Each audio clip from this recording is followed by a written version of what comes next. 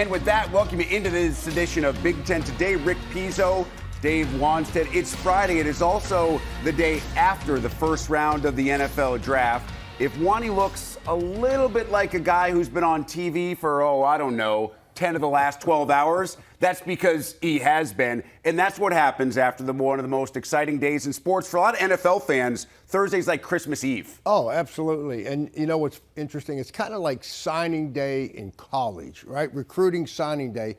Your guy is the best guy in the draft. And that's the attitude you got to have, because they're years. Once you draft them, there's no turning back. And so, yes, everybody's optimistic. And we got 2 more days of the draft. And now, hold on. Not everybody's optimistic. Everybody thinks their player was the best player in the draft.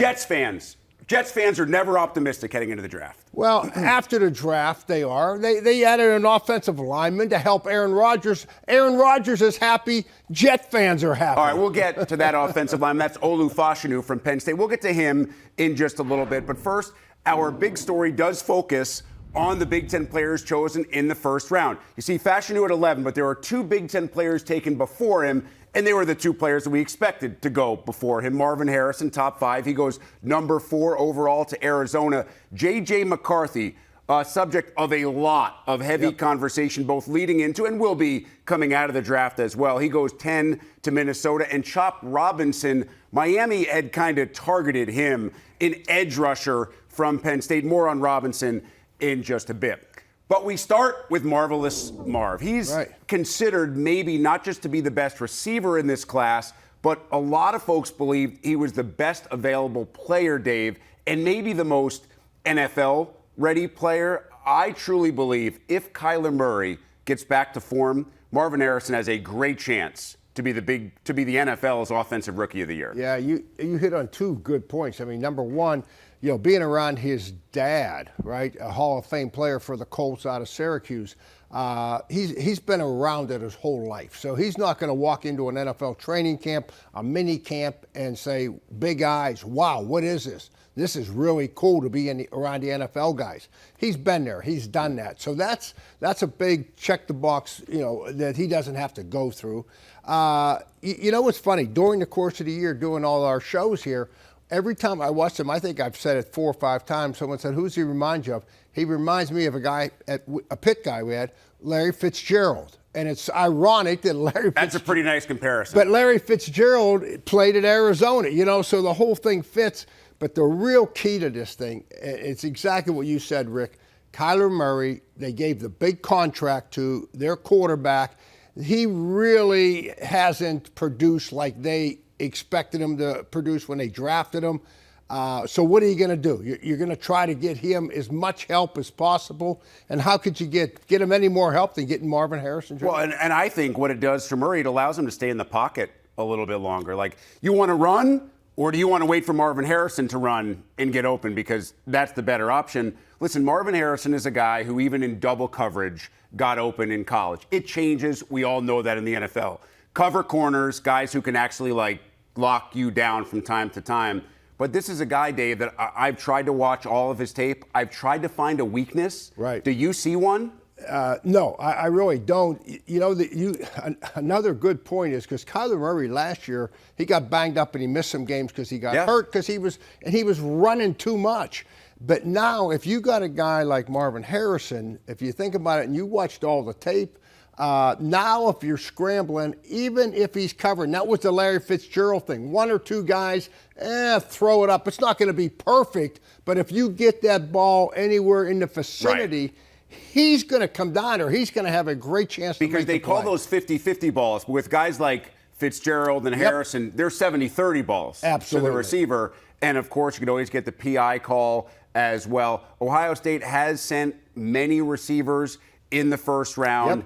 And it is believed that Harrison could potentially be the best of the group in a very long time. And if he were to go and win Offensive Rookie of the Year, that would be 2 Ohio State guys in a row right after C.J. Stroud had just an absolutely phenomenal year. So Harrison is the first off the board in a really deep receiver class. We're in Chicago, and Bears fans awfully happy with the receiver that they got at number 9, Rome Odunze, who plays for Washington, of course, who will be in the Big Ten this coming fall. All right, let's move on now to J.J. McCarthy at quarterback. the Vikings had targeted McCarthy. Kirk Cousins gone, so they had a spot. Yes, they signed Sam Darnold, a veteran who's been with, 4 different teams and has yet to have success. Does that likely mean that McCarthy's maybe walking into a situation, Dave, where he is the day one starter? I would. I'll tell you, you said Sam Darnold, his backup is Nick Mullins, member from Iowa, Nick Mullins, quarterback. So Sam, I would put JJ in there, number one. And if you look close at this Vikings roster, it's very similar to what the Bears are going in. I mean, you line up, they've got all-pro. They got Jefferson at one receiver, Hawkinson, the big tight end, a great player. Out of Iowa, yep. Last year, Addison, number one pick that they drafted out of USC. So you've got 2 outstanding receivers. You got a great tight end. And how about this free agent signing? Aaron Jones from the Green Bay Packers, the running back. And he was the lifeline to that offense for Aaron Rodgers. So my point is, hey, put him in there. The Bears are going to play Caleb Williams the same way, and they're saying, we got you a great supporting cast. A rookie can come in, and he can function, and he can win for us. He's got just as much talent in Minnesota as what the Bears have, in my opinion, here in Chicago. So I would not waste time. JJ, he's been coached by an NFL guy. He's a mature guy. He's a mature guy. You know, Jim Harbaugh, I mean, the mentality that he had, the meetings that he ran, I mean, you could not have a better head coach mentor than Jim Harbaugh for a quarterback. Here's the one knock on McCarthy, and it's probably an unfair knock. He didn't have to throw the ball downfield very much last year. They had that stout run game with Blake Corum and that offensive line. We know how Jim Harbaugh likes to call games offensively. It's not that he can't throw the ball downfield. It's that he didn't have to a lot. And say what you will about Kirk Cousins and his career, Kirk Cousins threw an unbelievable deep ball, and Justin Jefferson was the recipient of a lot of those. Do you, if McCarthy is the opening day starter, do you gently get him in there, or is it a situation, Dave, where, listen, you're a starter at quarterback in the NFL. You have to show us you can make every single throw from the very first Sunday. I think you put him in there as a starter. I was coaching the Dolphins when Tom Brady started his first game. I was coaching at the Bears when Brett Favre started his first game.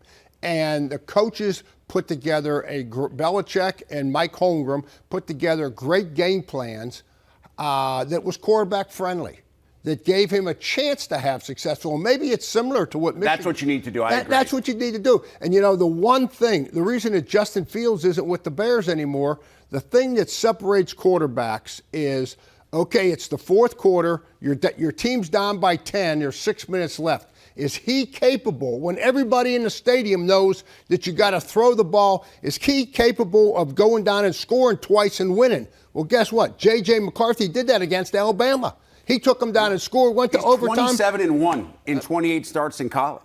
I mean, there's no substitute for winning. Yeah, how many of these other quarterbacks, when they've been down like that on national TV in the playoffs with that kind of pressure against Alabama, has been able to get down twice and put the ball in the end zone? Now, his physical tools may not be that of Caleb Williams or Jalen Daniels, because very few are, but McCarthy is no slouch in the athletic department either. I think it's a fascinating pick. He goes number 10 overall to Minnesota. Obviously, see what the immediate future holds. Very shortly after McCarthy is taken, we see another offensive player taken in Penn State offensive lineman Olu Fashanu. What an unbelievable run. He had 14 consecutive offensive picks. Kind of shows exactly where the NFL and that instinct and that belief right now in what wins games is. Fashanu is an immediate plug-and-play guy. He can play at different positions on the offensive line. Jets needed help up front. This was both a need pick and probably a best available at that position pick at the same time. Yeah, I think it, and it goes back to Aaron Rodgers. I mean, he was complaining about the offensive line all last year.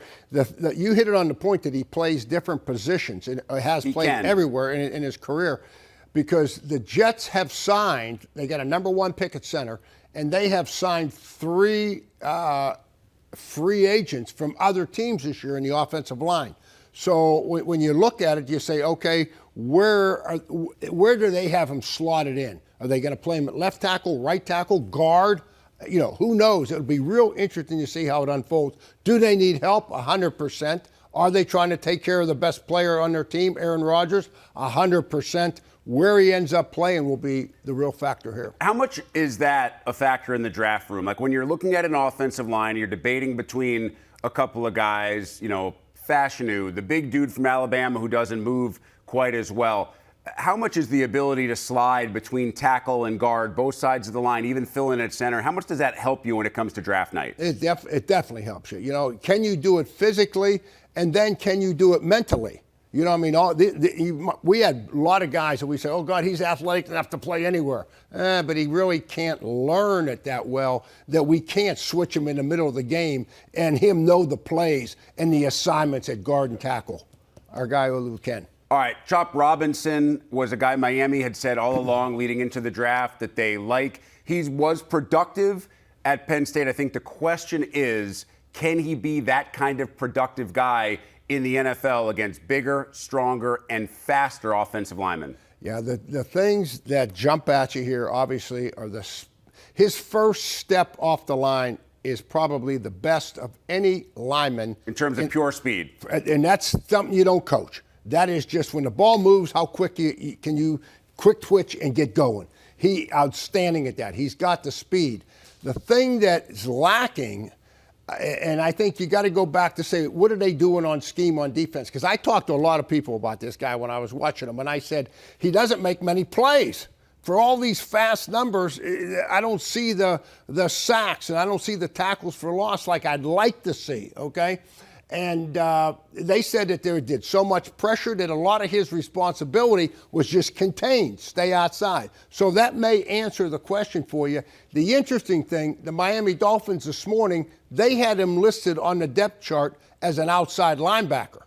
So is he going to be an outside linebacker? Is that how they see him? I don't know. But that's where they got him on the depth chart. And they lost 2 of their 4 pass rushers. And Chubb's coming off an injury. Phillips is coming off an injury. So it'll be interesting to see, just like Olu, where do they slot him in day one? What position you're going to put him in and let him earn a spot? I mean, no wonder you were up so early this morning, scouring every single team's depth chart. Well, I was curious about it. Draft. No, it's a legitimate question. Where is he going to play? How is he going to play? And where is he going to play? Much more draft talk from Dave still to come a little bit later in the show. Nebraska set to take the Saturday Spotlight scrimmage number 2. This one open and, most importantly, to those who can't get to Memorial Stadium in Lincoln, televised. You can see it right here on the Big Ten Network, noon Eastern, 11 local time, out in Nebraska. And let's take you there now. We are excited to be joined by Matt Rhule. We call this segment Coach Speak, not because I'm here, but because Dave Wanstead is here to chat with Coach Rhule as well. I'll let you guys get to it in a second. But, Matt, first of all, I looked at the forecast. It's mid-60s, partly. It is perfect football weather for Saturday. What kind of deal did you make between the football gods and Mother Nature to make that happen? I think it was those 22-degree days early in spring ball. So we battled through those, traded those for a beautiful day on Saturday for the recruits and fans and everyone that'll come. We're looking forward to seeing it. What can we expect in terms of format, timing, intensity, all the specifics that can vary from one spring game to another? Yeah, I mean, we're going to play football. We're going to tackle. We're gonna see, if we've improved as a team. The quarterbacks won't be live. Last year they were live for us. This year they won't be live. But I think we're gonna play 12-minute quarters and try to make sure we play in that 2-hour window you guys were so kind to give to us. And I'm really excited. It should be a really competitive game. We broke the team up into halves, and our one offense going against most of our one defense, and vice versa, red and white, and let the guys go compete and see who wins. Hey, Matt, after the spring game tomorrow, when you sit down Monday or whenever and you say, okay, for our football team to move forward, we needed to accomplish these 2 or 3 things. What would they be right now? What do you hope, and what have you gotten done? I know up to this point, but now once it's over, you sit down. Can you check all the boxes, or are you still not satisfied with a couple of things? Yeah, I think when we look back at the year, we said, 5-7, we lost 5 games by either a field goal or an overtime, So we've kind of had this whole concept the whole time of like, hey, we're just chasing 3 points, trying to get 3 points better. And when you look at the specific things, number one is the turnover margin. One time in the last 10 years, Nebraska's been in the plus, and they had a 9-win season.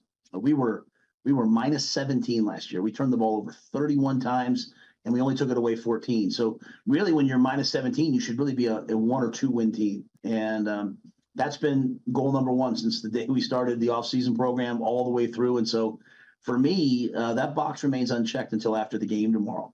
I think the second thing is, we were one of the top teams in the league in running the ball and one of the top teams in the league in run defense.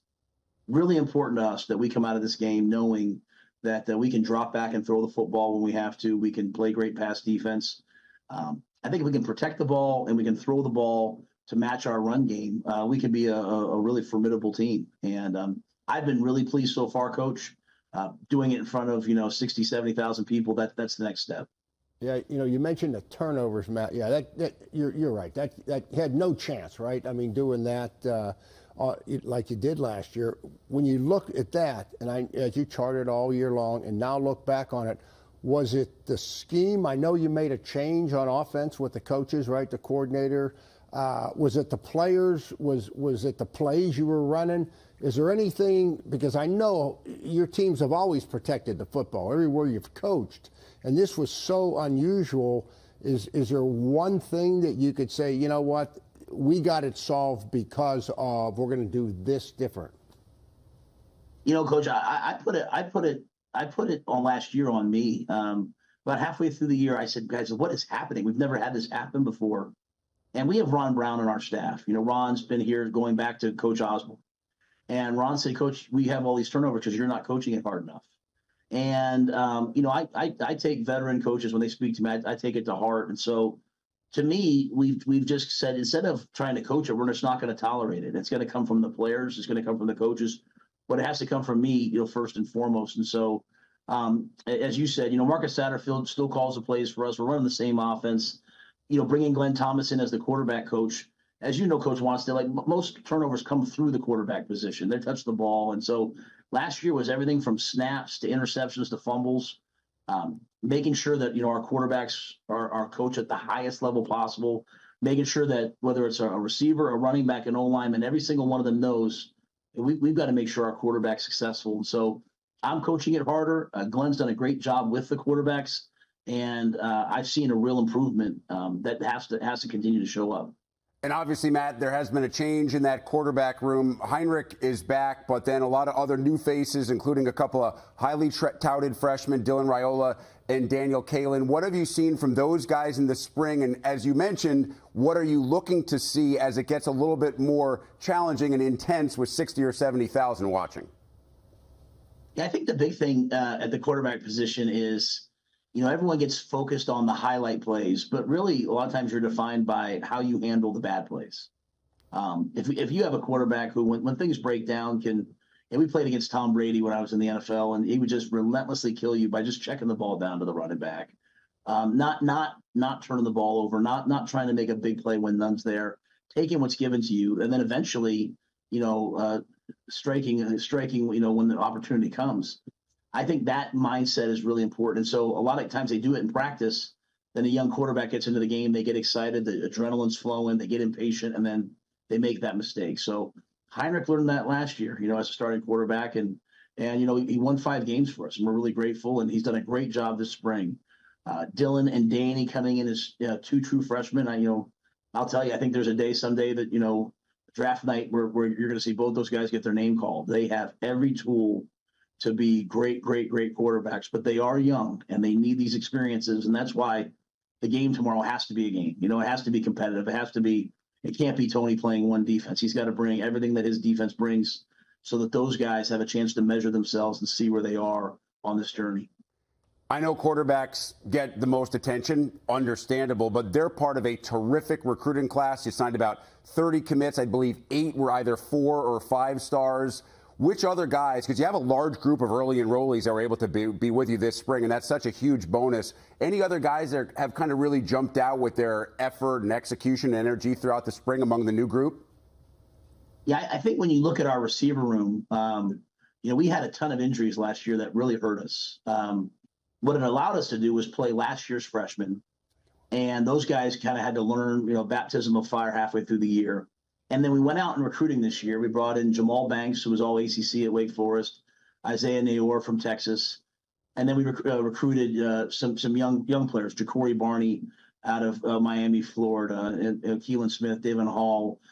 These guys have all come in, and they have done a fantastic job. And so that room went from a good room with some young players learning to literally, I think we're 8, 9, 10 players deep at the receiver position that can go out and can not just play in the Big Ten, but can win in the Big Ten. And so that's a bold statement. We have to prove it on the field, but that's the most improved position on our team. And we did it, through recruiting and through the portal. Hey, Matt, staying on the recruiting trail here, I mean, you know how we used to do it in the day where we kind of stayed in our own little areas and stuff. One question, how many players would be in the state of Nebraska on an average if you just said, hey, the in-state players, these are the guys that we got to get? And then the second question, with the extended Big Ten now, obviously with all the schools coming in, does that have a positive effect on your recruiting national? I mean, you named 2 or 3 kids from, Texas, Miami. I mean, with the expanded Big Ten, does that help you? Yeah, the expanded Big Ten definitely helps. I think when you look at even the state of California, and Nebraska has a long history of going to the state of California. Now being able to tell guys that, hey, we're probably going to go back there every year and play USC or UCLA. You're going to have a chance to play at home. I think it's a great opportunity for us. In state, there's 8 to 10 to some years probably 12 Division I prospects here in the state. Coach wants that. During my time in Carolina, I'd fly out for pro days, and I'd go to a pro day at North Dakota State. I'd go to maybe a pro day at Northern Iowa. This year, there's a kid from Wyoming in the combine. There, all of the FCS and Group of 5 teams around here putting guys in the first, second, third rounds. And we made a commitment when we got here. Hey, we're going to go recruit Nebraska. We're going to recruit the Dakotas. We're going to recruit Montana. We're going to recruit and go find all those guys. And there's a lot of big, strong, physical players. To your question about the expanded Big Ten, what happens now is we offer a kid in Nebraska, and all of a sudden, USC's in there the next day, or Penn State's in there the next day. So it's not just us leaving the state. There's a lot of other people from all across the country now coming into the state of Nebraska because we have really good players here. Gets harder and harder. Before we started the interview, we were joking around about how young Dave looks, that he looks the same now as he did 20 years ago. I think, Matt, the point is that he's not coaching anymore. He doesn't have to battle against James Franklin and Lincoln Riley for all these recruits. He just has to sit here and come up with questions and find a way to entertain me. And Matt, I didn't get this suntan in Chicago, okay? I flew up. I've been in Naples the last 2 months, in Miami. Well, you look great. It's a competitive time in college football, and it's competitive time in recruiting, and obviously with the portal now, and just the amount of demands that are placed on your coaching staff. But I do think it's a time now more than ever where having a great assistant coaching staff, having a great personnel department, having people in the building who the players relate to and believe in, allows you to keep your own players, and then allows you to go out and get the best players that are available. And so, to me, coaching staff has never been more important. Hey, and I can get that Cardinal on your side too, okay? You come up with a sweatshirt, Nebraska, you'll have the Cardinal of little Chicago. Backstory there for our viewers. The Cardinal of Chicago, apparently a big Nebraska Husker fan. I'm not sure. I was at dinner with him. He was wearing a red jersey, and I said, Cardinal, and he says, I'm Nebraska. So I said, Matt's got to come up. I'm just saying those last comments from Coach Rhule sounded like a little bit of a recruiting spiel if you're looking for a day job when you're done here at the network. Yeah, I make one trip a year to a school. I help out. Maybe it'll be Nebraska someday. All right. Matt Rhule, we appreciate the time. As always, great to catch up. Always entertaining, doing a fantastic job. We look forward to what happens on Saturday in Lincoln. And again, you can see it right here on the Big Ten Network, noon Eastern, 11 Central. Thanks, Matt. See you, Matt. Thank you, guys. Thank you. What a thrill for the Boilers and Wildcats. Purdue and Northwestern set for a 3-game series this weekend, Saturday and Sunday in Evanston as expected. But Friday night, the Boilermakers and Wildcats will go inside the friendly confines, playing at Wrigley. It's a game you can see right here on the Big Ten Network, 8 Eastern, 7 Central. It is time for our big interview, and one of the players who will take the field, Luke Gaffney of Purdue having an outstanding redshirt freshman year. Luke, let's obviously start with the biggest story and the fact that you guys are playing at a major league stadium tonight, one of the most famous of all time at Wrigley. How much are you guys looking forward to this experience? Oh yeah, I think we're all really excited to go play in Wrigley. I know we have a lot of guys from the Chicago area, so I know they're definitely super excited to do that. So I'm just ready to get after it, ready to play on a big league field for the first time. Yeah, have you gotten tired of hearing from all those Cubs fans about them being on Wrigley? Because I know you yourself are a Yankees fan. Yeah. You know, I'd rather be at Yankee Stadium, but I'm not gonna complain too much about being at Wrigley and playing, like I said, on a big league field. So anytime I get the opportunity to do that, I'll certainly take it. So let me understand this. You're a Kentucky guy, if I'm not mistaken. How does a Kentucky guy become a Yankee fan?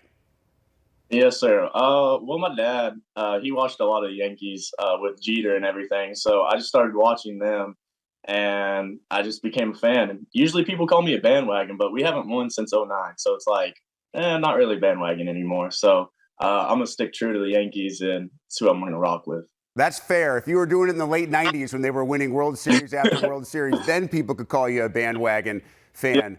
So I want to go back a couple of years. You come out of high school after a monster senior year in 2022. I went back and I translated those numbers over the course of a 162-game schedule, and your splits are a .462 batting average with 49 homers and 225 RBI. I know the pitching is slightly better in the bigs. I get it. But take me back to that year and what it felt like for you at the plate. You know, the best hitters say when you're in that kind of zone, it looks like a beach ball. Oh, yeah. Yeah, I mean, senior year was just a blast overall. It obviously helped. I played well, but it was just fun to be a part of that team. But yeah, I mean, hitting wise, it was fun stepping up to the plate pretty much every time. I felt like I had the opportunity to impact the game nearly every time. So it's like, might as well go do that. So it was definitely a blast. And then you end up redshirting at the course of the 2023 season. What was that like for you, and how do you think it's maybe benefited you this year? Yeah. So, I mean, obviously, initially, it sucks not to be able to play, especially you've been playing your entire career up to then. But since I was redshirting, I had the opportunity to learn from a lot of the guys that were here before me. And without them, I definitely don't think I'd be in the spot where I am today. So I'm really appreciative of those guys helping me, teaching me whatever they knew. I mean, learning from their experience definitely helped me a ton. So doing that, and then just able to work on my own and try to progress and get better so I can make the impact that, you know, I'm able to make right now. And so that was a good time. We didn't have to wait long to see the impact that you could make. That very first February series, a 4-game set. You go 9 for 18. There was a Saturday doubleheader in which you had 5 doubles just in that doubleheader alone. So what was it like after the wait to be able to perform like that in the first official series of your Purdue career? Oh, it was awesome. I mean, you try not to put pressure on yourselves in those situations because, you know, you don't really know how many opportunities you're going to have. So to be able to have that success and then continued off of that is just something that was really nice. And obviously I've just been trying to build off that for the rest of the season. So far it's going pretty well, but got 4 weeks left. So got to keep doing the job. Every hitter has a different mindset, kind of a different mental approach as they stride to the plate. What's your go-to thought process as you get ready to dig in? Really, I just try to have a clear mind. A lot of times I think quite a bit. So every time I just try to take a deep breath, stay focused, keep my mind clear, and then just really focus on what my plan is at the plate and try to execute that plan as best as I can. So. Now, I don't want to ruin any secrets in case opposing pitchers are watching, but do you have a favorite location and a favorite pitch to see when you feel like you're looking dead red? I mean, most of the time I'm sitting fastball for the majority of the time because I feel like if I'm sitting that, then I'm able to adjust to off speed. So really, I'm just trying to drive a fastball away, and then from there, if I see it up, then it's usually a breaker, and I can pull it to the left side. But other than that, that's pretty much all I stick to. I try to keep it simple. That way, it's just easy to repeat off of everybody. So. Now, heading into this set against Northwestern, you guys are on a 7-game conference win streak. And throughout the course of that streak, you're a group of 6 guys that are hitting 320 or better in those games. And your pitching staff, you have 3 different pitchers that have combined to give up 5 total runs in 39 innings. What's it been like inside the dugout when you look around and you realize everybody is contributing right now in Big Ten play? Yeah, I mean, it's obviously a great thing to have. Guys performing well just, makes it easier to win. And it's like, it allows you to take the pressure off of yourself because you realize, hey, even if I don't have a great game today, I've got 4 or 5, 6 other guys that are going to go out and give out great performances. And so really just relying on that, on the team aspect of the game has been really huge. And I think that's what one thing is great about Purdue right now is that we have tons of talent, we have tons of depth, and that's what we're going to rely on. Now, off the field, you're a mechanical engineering major, I believe, at one of the top engineering schools in the country. So what's the adjustment been like academically from being an A student in high school to keeping up with the grades at such a tough institution in college while also managing all the time that you spend on the field? Yeah, no, it's definitely a challenge for sure. I mean, a lot of my life consists of basically baseball and then just doing schoolwork afterwards. But realistically, like that's what I've been doing since high school. So it's pretty much all I know. And I'm personally fine with it. I love learning, whether that's engineering or, I mean, baseball, you learn all the time too. It's why I love the game. So I just love doing that. And I'm glad it's a part of my life. He is already on an island all by himself as the 5-time Big Ten Freshman of the Week, and there are still, as he mentioned, few weeks to play in the Big Ten regular season. Hey, Luke Gaffney of Purdue, really appreciate the time. Keep raking, and I hope you and the Boilermakers have an amazing time on Friday night at Wrigley Field. Yes, sir. Thank you very much. I appreciate it.